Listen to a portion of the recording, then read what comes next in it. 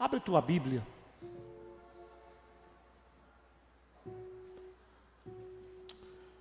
Gostaria que você abrisse sua Bíblia em dois textos. Primeiro, em 2 de Crônicas, capítulo 20. 2 de Crônicas, capítulo 20. Antigo Testamento.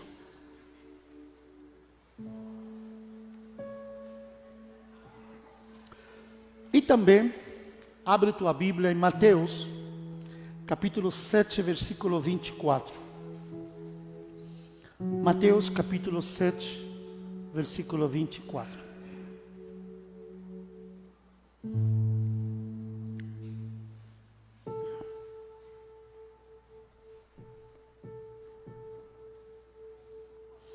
Mantenha os dois textos abertos. Se você puder, eu já te falei, se você é novo aqui, faz o seguinte, compra uma caneta marca-texto e vá marcando os textos que a gente vai falando, em todos os cultos. Está vendo que está marcado aqui? Eu tenho minha Bíblia marcada em vários lugares. O que acontece com isso? No final do ano, eu percebo o quanto eu leio, olha o quanto a gente meditou na palavra de Deus. Então pega uma caneta marca-texto, se for possível, né? E vai marcando. Eu tenho o hábito de todo ano comprar uma nova Bíblia. É meu hábito, né? Para esse ano. Esta Bíblia é do ano de 2025. Tenho várias guardadas. E eu vejo o quanto eu vou marcando e vou anotando, o quanto a gente vai meditando e quanto Deus vai falando para a minha vida durante todo o ano. Então eu te convido a você fazer o mesmo, ok? Primeiro vamos ler o livro de Mateus. Mateus capítulo 7, versículo 24. Mateus 7, 24. Todo aquele que ouve estas minhas palavras e as pratica é como um homem prudente que edificou a casa sobre a rocha. Todo aquele, pois, que ouve estas minhas palavras e as põe em prática, será comparado a um homem prudente que edificou sua casa sobre a rocha. Hoje à noite nós vamos falar sobre posicionamento. Essa é a palavra que estamos meditando nas Cristo Vive este dia.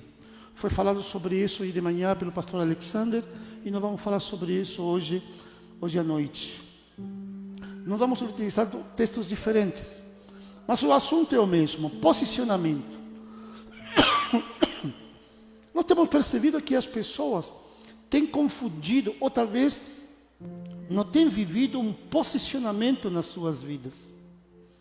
Muitas pessoas vão conforme o vento. Às vezes elas vão conforme o número. As pessoas acham que o posicionamento delas, a vida delas, posicionadas, tem a ver com números, tem a ver com quantidade, tem a ver com os bens adquiridos, tem a ver com o salário alcançado, tem a ver com coisas, números. Às vezes alguma pessoa te pergunta, e aí, quem é você? Esta semana me perguntaram para mim, quem é você? O que você trabalha? Eu falei, sou pastor, trabalho também na área terapêutica. Quais são os seus títulos? Eu falei assim, por que você quer saber? Não, que eu quero te conhecer melhor. Eu falei assim, se eu te falar meus títulos, talvez você não me vá conhecer melhor. Ela ficou estranhando essa pergunta. Por quê? Estranhou minha resposta. Porque se eu falar meus títulos, você vai saber talvez o meu conhecimento, mas você não vai saber a minha vida. Aí ele perguntou para mim, explica melhor. Eu falei assim, pois bem, sabe qual é um dos meus títulos? Eu sou contador, sou titulado como contador. Estudei contabilidade no Chile.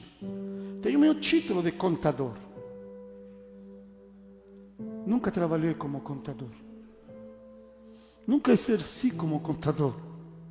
Eu tenho título. Eu tenho.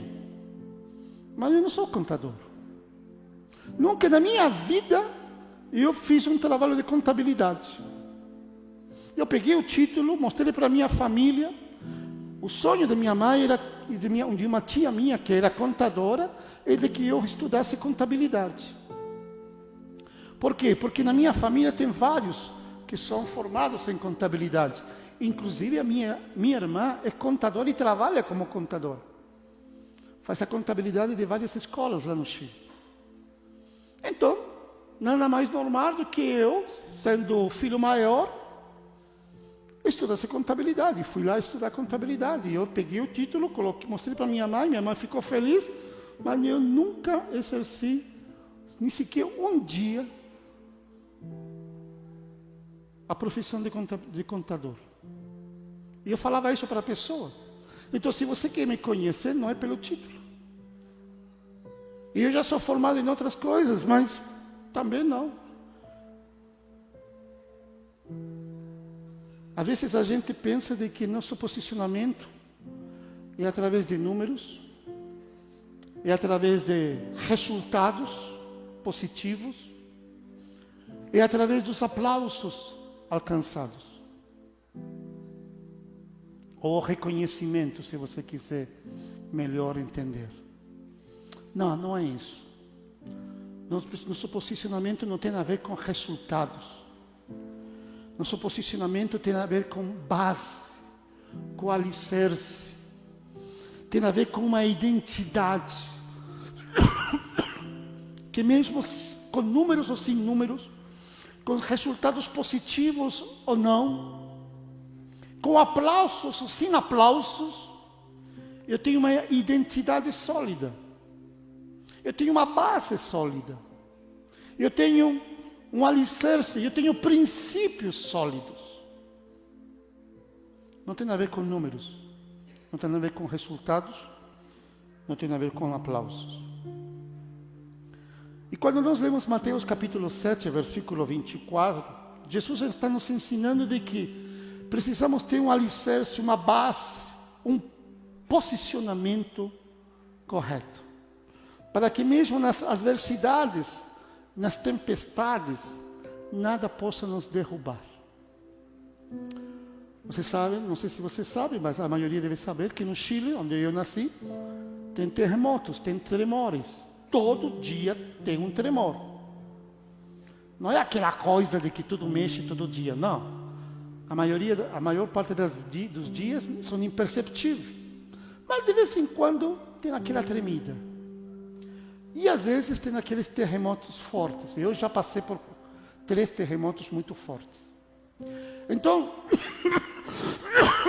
desculpe essa tosse. Está me acompanhando faz alguns dias. Então todas as casas lá, os prédios, são feitos num alicerce diferente, como aqui no Brasil. Não sei se vocês sabem, mas lá em Santiago, onde eu morei, tem o prédio mais alto da Latinoamérica, 86 andares. 86 andares. Ora, imagina uma cidade onde é construído um prédio de 86 andares e onde tem terremoto quase todo ano. Tem que ter um alicerce bom. Tem que ter um fundamento bom. Santiago é uma das cidades que mais tem metrô. Tem metrô para todo quanto canto. Tem metrô que passa a 50 metros abaixo da terra. Perto da minha casa tem uma estação de metrô. E quando eu vou lá, tem que descer 3 lances de escada rolante grandes, enormes, para chegar lá embaixo, onde o trem passa, o metrô passa. Ora, imagina uma cidade que tem terremotos, tremores, e você fica lá 50 metros lá embaixo. Uma vez eu estava lá e aconteceu um terremoto e eu estava justamente no metrô. Tudo mexia, tudo mexia. O trem mexia. Eu estava lá. Aí eu olhei para uma pessoa e falei assim, está tremendo, né? Só que eu perguntei em português. Falou assim, ele olhou para mim e falou assim, você, Brasil? Olha só. Falei assim, mais ou menos. Falei assim, calma, calma. Aqui é o melhor lugar para estar. 50 metros abaixo. Onde tudo mexe. Mas por quê? Porque tudo é feito com fundamento, com alicerce tão sólido, que mesmo um grande terremoto não abala isso. Eu estou falando de prédios. A palavra de Deus não fala sobre prédios. Esse texto não fala sobre casa. Esse texto fala sobre vida. E é sobre isso que eu quero falar com você. Como está a tua vida? Está sólida? Tem posicionamento? Está firme? Ou qualquer vento, qualquer adversidade, qualquer tormenta, qualquer problema te abala de tal forma que você fica completamente perdido e desorientado. Você é homem, que deve ser o fundamento, o alicerce da tua casa. Você que deveria ser o sacerdote da tua casa. A pessoa firme. Quando tem problemas, quando tem adversidades, como a tua esposa te olha? Ela te olha vendo em você segurança, vendo em você alguém firme, onde ela pode se encostar e confiar de que, apesar das dificuldades, dos problemas ou das adversidades, tudo vai ser resolvido. Você, pai ou mãe, como te olham os teus filhos? Como eles olham para você hoje? Como um pai seguro, como uma mãe segura, com princípios? Ou te vêem uma mulher histérica, que reclama, que grita todos os dias, que briga todos os dias? Um pai que se queixa, que fica em silêncio, que não fala nada. Que os filhos olham para casa e está tudo desorganizado. Não estou falando de coisas, estou falando de finanças, estou falando de projeto, todo um caos. Como está teu posicionamento? Para isso, eu vou trazer um exemplo bíblico de como um homem deve se comportar diante das adversidades. É por isso que, por favor, abre tua Bíblia em 2 de Crônicas, capítulo 20.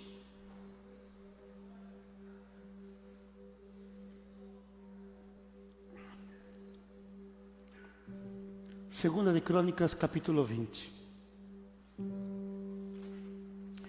Eu ia ler 20 versículos, mas eu não vou ler. Aliás, eu ia ler mais do que 20, ia ler 21 versículos. Mas eu não vou ler, eu vou explicar para vocês. Eu gostaria que você, por favor, depois na tua casa, lesse. Israel tinha se dividido. Tinha feito um racha entre as 12 tribos. 9 tribos foram para o lado e montaram o reino de Judá.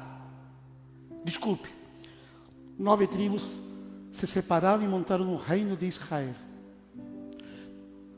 2 tribos, junto com os levitas, montaram o reino de Judá. Israel, a grande parte do tempo, ficou perdido, desorientado, longe de Deus. Foram para a idolatria, foram para o caos. O caos, a tal ponto de que chegou o tempo onde Israel não existiu mais. Judá não, às vezes era um caos, às vezes andava tudo bem. Às vezes as coisas eram prósperas, mas às vezes também eram difíceis. E chegou o tempo onde Judá começou a ser reinado pelo rei Josafá. Ele começou a reinar com 20 e poucos anos. Ele teve um pai muito bom, que ensinou ele a governar muito bem. E Josafá, quando ele pega o reinado, ele fala: meu pai foi bom, se aproximou de Deus, mas agora eu quero me aproximar mais ainda de Deus. Eu quero buscar o Senhor e eu quero que todo o reino seja temente a Deus. E ele faz isso. Tira todo tipo de ídolos do reino, destrói tudo, templos, totem, tudo. E manda os sacerdotes saírem por todo o reino para ensinar e para ler e para aprender sobre a palavra de Deus. Por causa disso, já no segundo ano, Josafá se tornou um rei próspero e reconhecido. E enriqueceu ele e todo o povo enriqueceu. O povo não somente pagava impostos, mas com muito agrado, com felicidade, contribuía mais ainda para o reino. Os outros reinos ao redor, que eram controlados também por Judá, inclusive os filisteus, apesar de serem controlados e apesar de serem, vamos dizer assim, dominados por Judá, eles estavam felizes e também pagavam as suas taxas. E eram tão felizes que também traziam presentes para o rei. Ou seja, tudo andava muito bem. Tudo andava muito bem. Josafá era próspero, cresceu. No terceiro ano já era admirado não só pelo reino de Judá, mas era admirado por outros reinos. Os outros reinos, os povos se juntavam a ele e falavam assim: nós queremos estar junto com você. E traziam seus exércitos a tal ponto, eu estou falando do capítulo 18 e 19, a tal ponto que o exército de Josafá chegou quase que na quantidade de 1 milhão de soldados. 1 milhão de soldados. Está lá narrado. Olha, era um reino temido, mas principalmente um reino admirado. Por quê? Porque ele tinha decidido construir a sua vida e o seu reinado num só alicerce, no Senhor. Ele tinha decidido adorar o Senhor, temer ao Senhor, buscar o Senhor. Não só ele, mas todo o reino, todo o povo. E todos seguiram o rei. E todos foram muito prósperos. Talvez você já fez isso. Talvez você já procurou o Senhor, já dobrou o joelho, já buscou o Senhor de dia à noite. A tua família foi junto contigo. E eu vou te dizer, sem medo algum, sem temor algum, quando você fez isso, a tua casa viveu em paz, foi próspera. Não estou dizendo que foi próspera porque ganhou muito dinheiro, não. Porque talvez a prosperidade pode ser alcançada com um salário mínimo. Pastor, como assim? Com um salário mínimo. A prosperidade não tem a ver com quantidade, volto a dizer. O posicionamento, o sucesso não tem a ver com números. Tem a ver com realmente o controle, saber administrar bem a casa, saber viver corretamente, honestamente.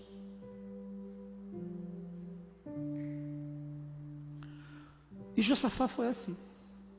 Mas certo dia, veio o rei de Israel, Acabe.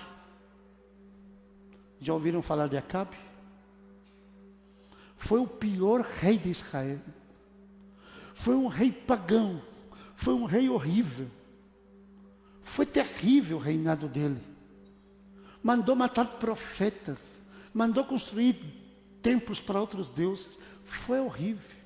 E chegou em Josafá e falou para Josafá, vendo que Josafá estava bem e com 1 milhão de soldados. Falou assim: Josafá, eu tenho vontade de invadir outro reino. Você me acompanha?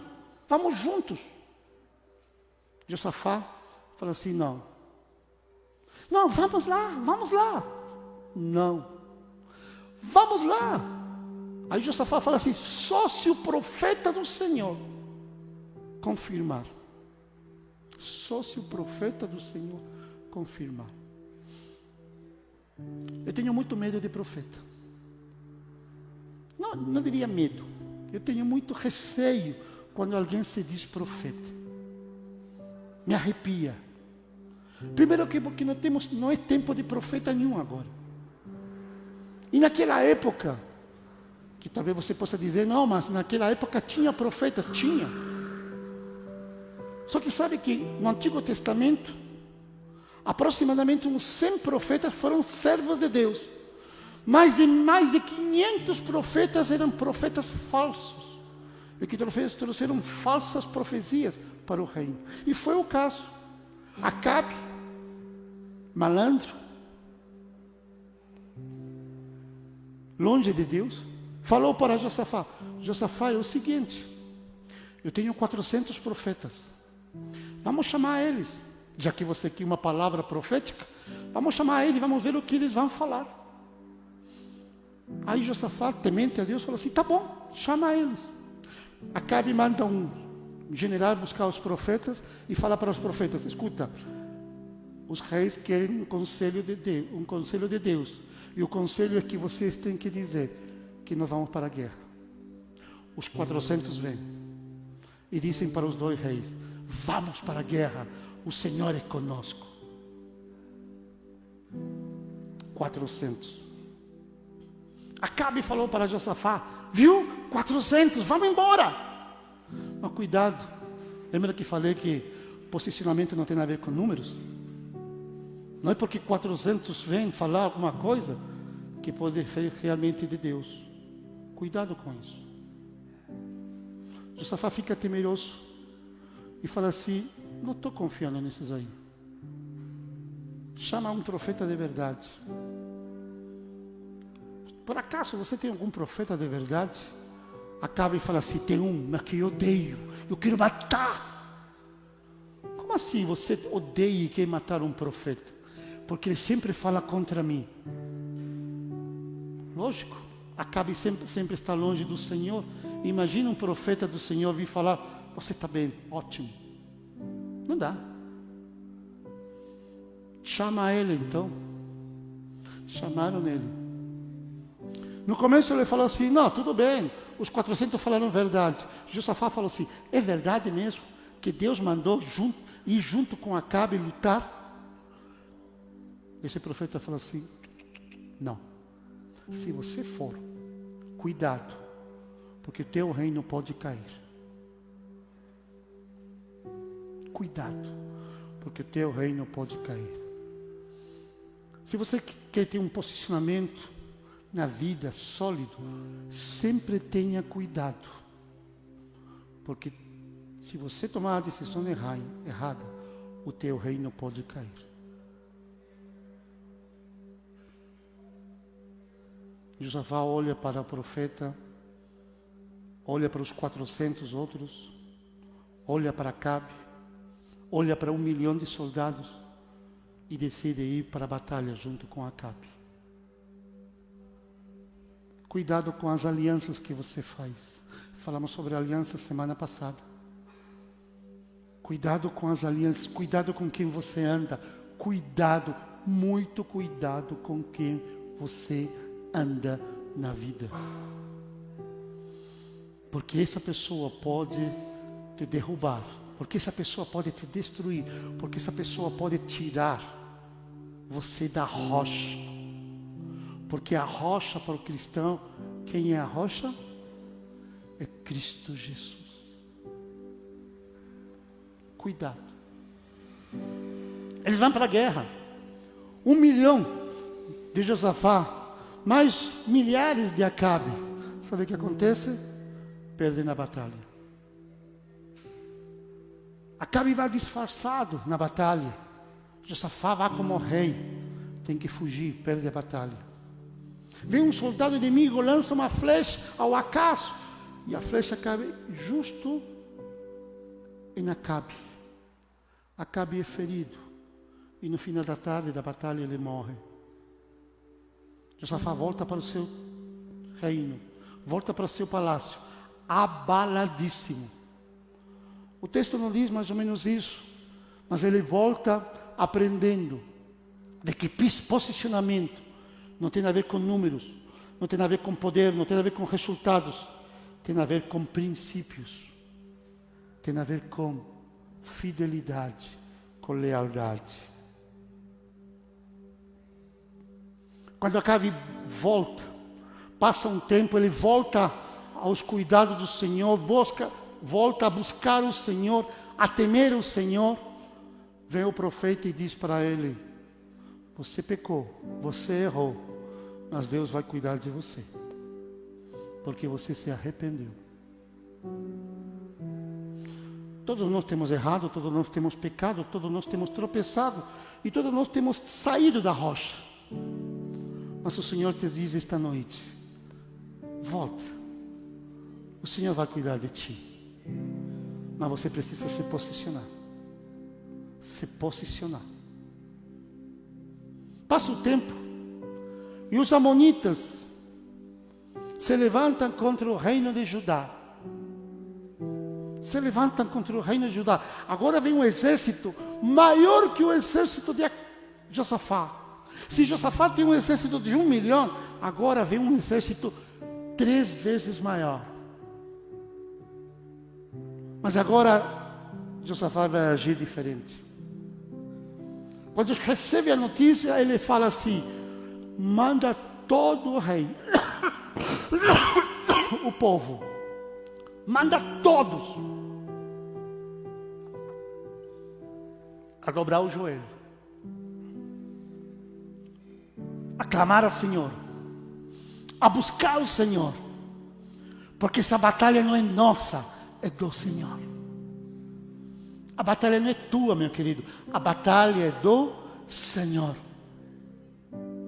E por mais que você ache que o exército o inimigo está se levantando contra você, é gigante.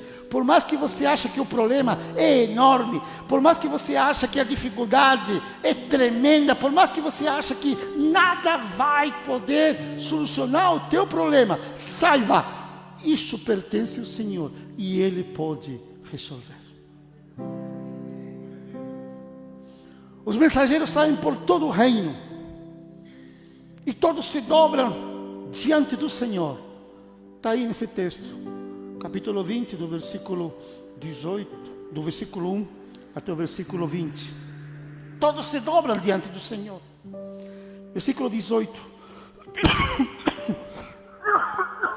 Então Josafá se prostrou com o rosto em terra, e todo o Judá e os moradores de Jerusalém se lançaram diante do Senhor para o adorarem.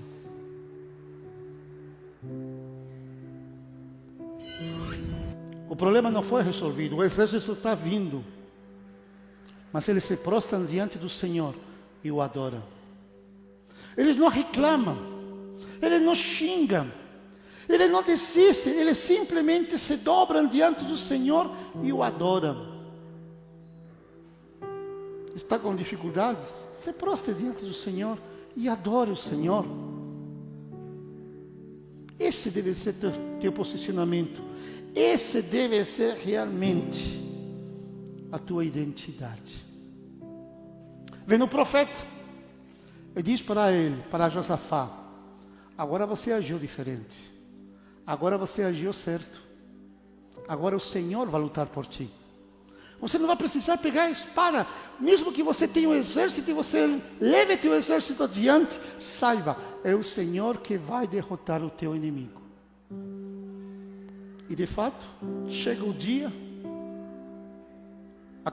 Josafá manda seus soldados, manda os espiões, e quando chega no acampamento do inimigo, todos estão mortos, porque eles, na confusão, se mataram entre si. Todos. Todos. A batalha não é nossa, meu querido. A batalha é do Senhor. A batalha não é tua. A batalha é do Senhor. Mas só quando você se dobrar o joelho, se prostrar e adorar o Senhor. Josafá aprendeu que as alianças erradas, o jeito errado, só traz derrota. Mas da maneira certa, o jeito certo, traz a vitória completa. Traz a vitória completa. Quando estamos fundamentados na rocha, nenhuma tempestade nos derruba. Mas só se nós estamos fundamentados na rocha. E quem é a rocha? Cristo Jesus. O verdadeiro posicionamento não acontece nos tempos de paz. O verdadeiro posicionamento acontece e é provado nas batalhas.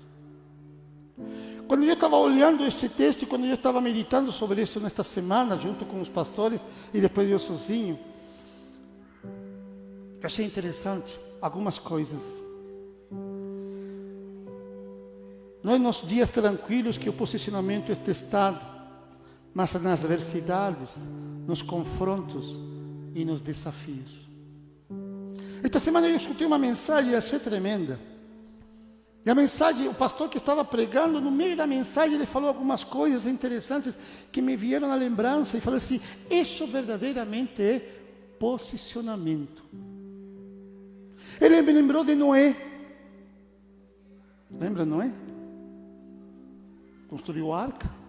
Demorou 100 anos. Olha como é posicionamento.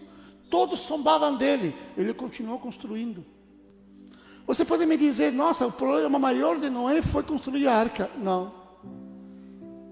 O problema maior, o desafio maior de Noé foi que quando ele entrou na arca, fechou a arca com toda aquela quantidade de bichos, animais, pesadas, gigantes. De repente as águas começam a subir, a subir, a subir. Acho que eu e você pensaríamos, será que existe? Será que vai dar certo? Será que essa coisa aqui não vai afundar? Não vai virar? Será? Quantas vezes você já pensou? Será que já aqui já era? A minha vida acabou? Tudo já se afundou? Será que minha vida vai virar e mesmo assim não vai acontecer absolutamente nada? Eu acho que Deus sabia do temor de Noé. Por isso que Noé não tinha uma janela na arca para ver o que estava acontecendo lá fora. Talvez seja pior ainda. Não ter nenhuma janela para saber o que estava acontecendo lá fora. Já imaginou de repente aquela arca que está lá, encravada no chão? De repente ela começa a mexer. E você não sabe nada que está acontecendo lá fora. Você só ouve o barulho da chuva, dos raios, dos relâmpagos. E de repente tudo começa a mexer. Mas Noé confiava no Senhor. E Noé sabia de que o Senhor iria salvar ele e a sua família. Quantas vezes nossa vida começa a mexer e a gente não encontra saída, a gente não sabe solução. Saiba, se você confia no Senhor, o Senhor vai te levar por sobre as águas e não vai fazer você afundar. Abraão. Deus chegou em Abraão e falou assim, Abraão, você já conheceu muitos deuses lá, com teu pai, com tua família, naquela terra. Agora você vai conhecer o único Deus verdadeiro. O único Deus verdadeiro, eu. Então sai da tua terra, sai da tua parentela, deixa todos esses deuses, porque agora eu, o único Deus verdadeiro, vai te levar para uma terra prometida. Vai te levar para uma terra prometida. O que Abraão faz? Vai confiando no Senhor.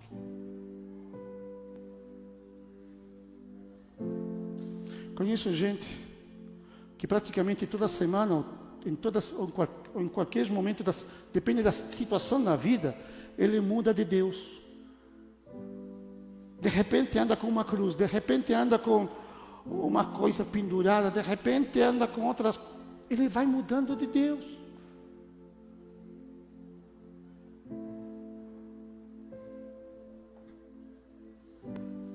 Posicionamento você não muda. Você só confia num Deus e um Deus verdadeiro. A rocha. E a rocha quem é? Cristo. Moisés estava escondidinho lá no deserto. Medroso. Moisés, vem aqui, ó. Vamos lá, você vai falar com o faraó. Você vai levar meu povo até terra prometida. Eu? Nem sei falar. Você vai porque eu sou teu Deus. E você vai confiar em mim. Deus teve que repreender ele. para Moisés se posicionar. E quando Moisés se posicionou, o que ele fez? Foi diante do faraó, governou, dirigiu um povo no meio de um deserto, no meio das adversidades, e levou o povo até a porta da terra prometida.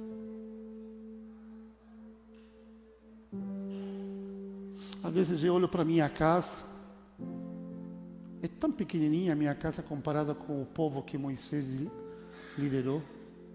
Mas às vezes algumas circunstâncias da minha casa me apavoram, me deixam temeroso. Será que vou dar conta? Será que eu vou conseguir cuidar da minha casa? Será que eu vou conseguir cuidar da minha família, de meus filhos? Aí eu lembro de que quem cuida não sou eu, é o Senhor. Aí eu me lembro que a minha casa não pertence a mim, pertence ao Senhor. Aí eu me lembro que quando eu peguei meus filhos, quando recém-nasceram, agora não dá mais, mas quando recém-nasceram, eu peguei minha filha, peguei meu filho, levantei eles e falei assim: Senhor, são teus.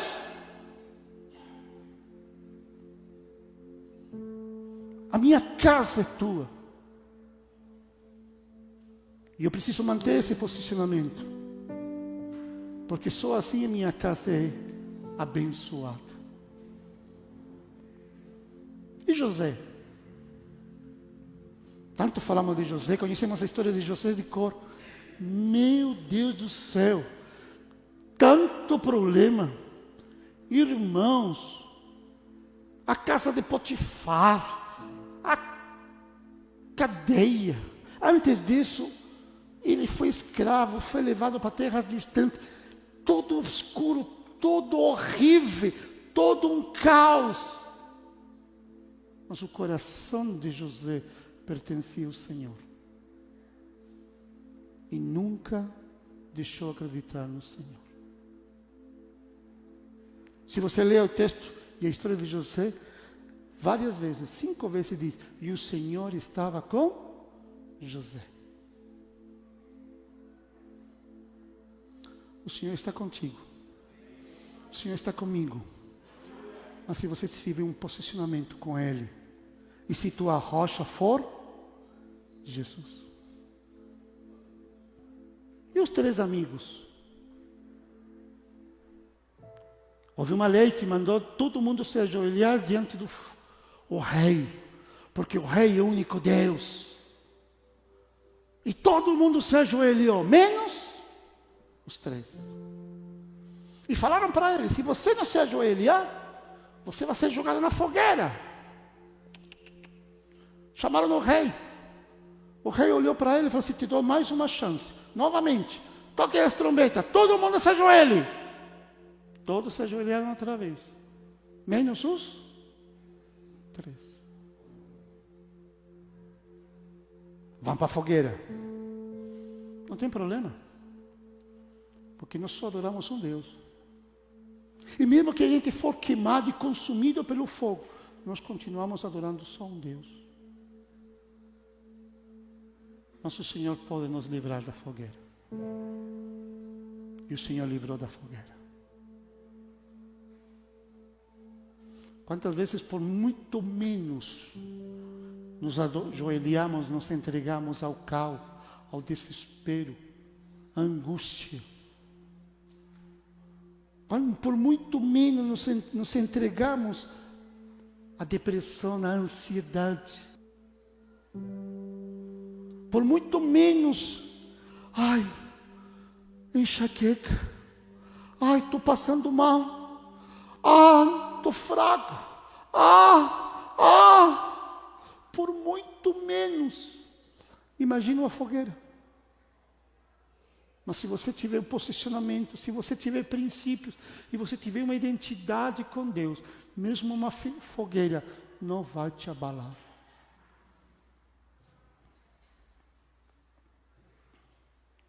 Como também não abalou Daniel, sendo condenado a ser jogado numa cova cheia de leões. Às vezes nós estamos rodeados de leões. Mas não podemos nos abalar, porque o Senhor está conosco. E o Senhor fecha a boca dos leões. Olha o que fala Efésios 6:13. Efésios capítulo 6, versículo 13.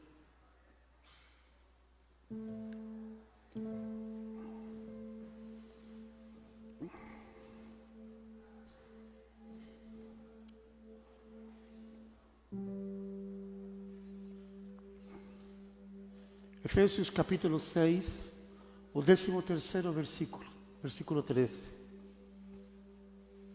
Revistam-se de toda a armadura de Deus, para que possais resistir no dia mau, e havendo feito tudo, o quê? Não se revista com números, não se revista com aplausos, não se revista com sucesso, revista-se com a armadura do Senhor, com a verdade, com a fé, com a justiça, com a palavra de Deus. Revista-se daquilo que o Senhor te entrega, aquilo que o Senhor te traz, aquilo que provém do Senhor.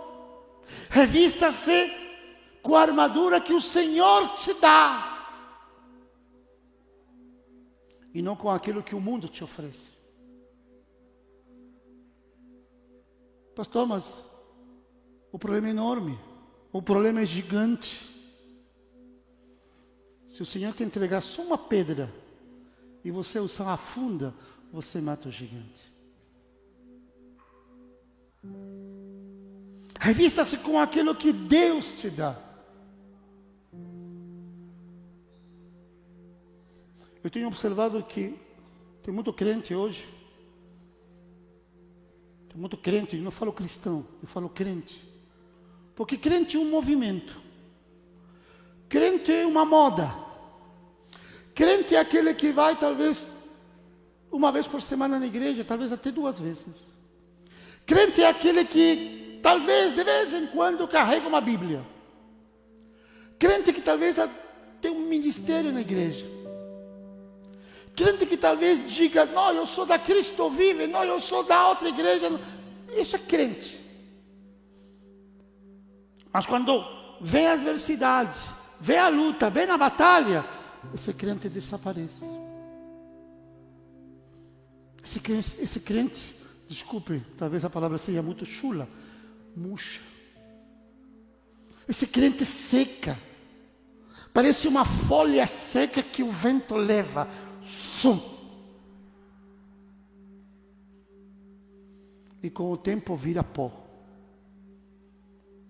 Mas o verdadeiro cristão, que tem Cristo como rocha da sua vida, ele se reveste da armadura de Deus e permanece inabalável.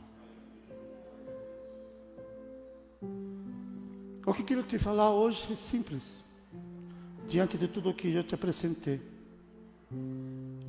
Josafá buscou o Senhor. Josafá criou temor no coração dele diante do Senhor. Josafá chamou todo o reino para adorar o Senhor, mas em um momento de fraqueza, ele não ouviu o Senhor, ele viu aquele que estava ao seu lado, Acabe. E no momento de desviar o seu foco e seu olhar, porque ele olhava para o Senhor, ele começou a olhar para Acabe, ele começou a olhar para o seu exército, ele começou a olhar para o exército de Acabe, ele começou a valorizar a sua fama, ele fraquejou e se deixou levar para uma batalha perdida. Mas quando Acabe novamente, aliás, Josafá novamente buscou o Senhor, reconheceu o seu erro, se dobrou diante do Senhor, pediu perdão ao Senhor, se entregou ao Senhor, ele e todo o reino.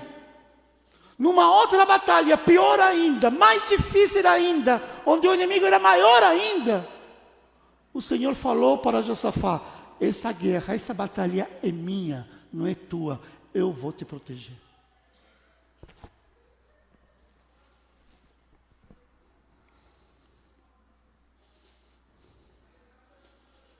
Porque Deus quer e Deus nos chama para nós permanecermos firmes, mesmo quando não vemos absolutamente nada e tudo está obscuro. O posicionamento, nosso posicionamento como cristão, não como crente. E por favor, me desculpe se eu coloco a palavra crente hoje de uma forma pejorativa. Não. Geralmente nós usamos essa palavra de uma maneira correta. Hoje estou usando de uma maneira pejorativa. Nosso posicionamento como cristão não deve ser circunstancial, mas deve ser espiritual. O que significa isso? Nosso posicionamento não deve ser conforme as circunstâncias. Não olho por vistas. Não, não, não. Conhece esse cântico, meu querido?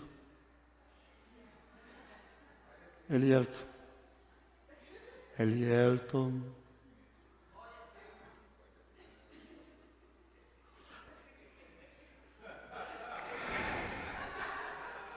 Está falando com o Rafael.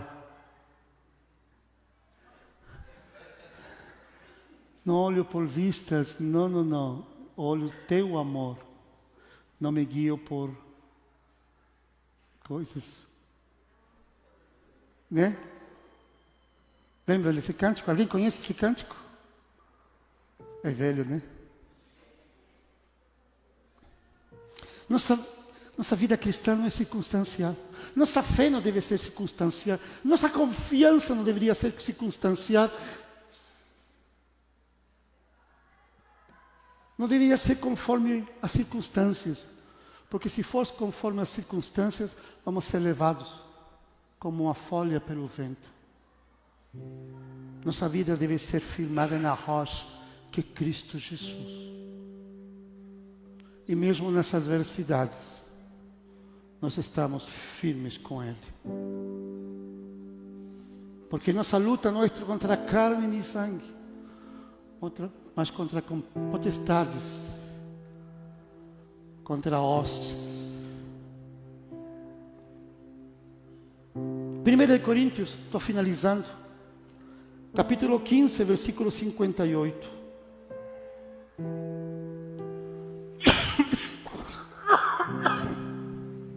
Primeira Coríntios, capítulo 15, versículo 58.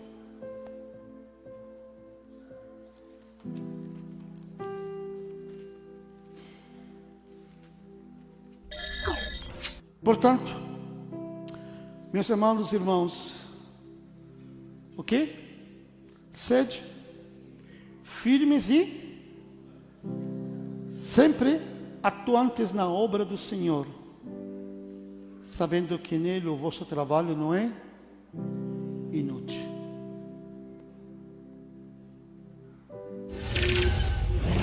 Sejam firmes, inabaláveis e sempre abundantes na obra do Senhor, sabendo que no Senhor o trabalho de vocês não é em vão. É outra versão. Você é inabalável? Amanhã de manhã você é um cristão inabalável? Quando você chega no trabalho, você é um cristão inabalável? Quando você pega teu celular e olha, abre teu aplicativo do banco e você vê lá um caos. Conhecem gente assim?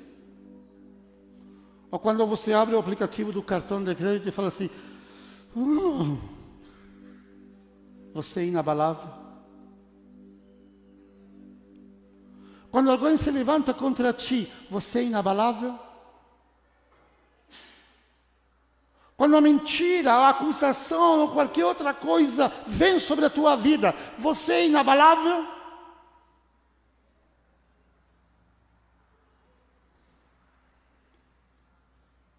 Quando você chega em casa, talvez cansado, esgotado, talvez as tuas forças já ficaram o dia inteiro lá no trabalho, lá na rua.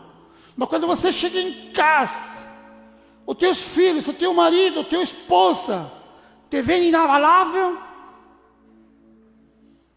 Ou você já chega gritando, já chega xingando, já chega reclamando. Conheci um homem, alguns tempos atrás, que ele falava para mim: pastor, quando eu chego em casa, eu entro perto da porta da minha casa, eu não conheço a casa dele, perto da minha casa tem uma cadeira lá, e eu sento lá. Eu não cumprimento ninguém na minha casa. Eu sento lá, eu fico bufando, eu fico reclamando. Depois que passa tudo isso, eu entro e vejo meus filhos e minha esposa. Falei assim, interessante. Mas escuta, a tua família que está na sala, está na cozinha, sei lá onde está, eles te veem lá sentados? Eles me veem. E ninguém tem coragem de se aproximar de mim. Falei assim, então você está errado. Faz o seguinte, antes de chegar em casa, tem uma praça lá perto? Tem. Então senta lá, reclama lá, respira lá, fala com Deus lá. Mas não faz isso em casa. E quando você chegar em casa, você chega um homem firme, alegre, forte, inabalável. Faça isso amanhã. Faça isso na tua vida. Faça isso com tua esposa, faça isso com teu marido, faça isso com teus filhos.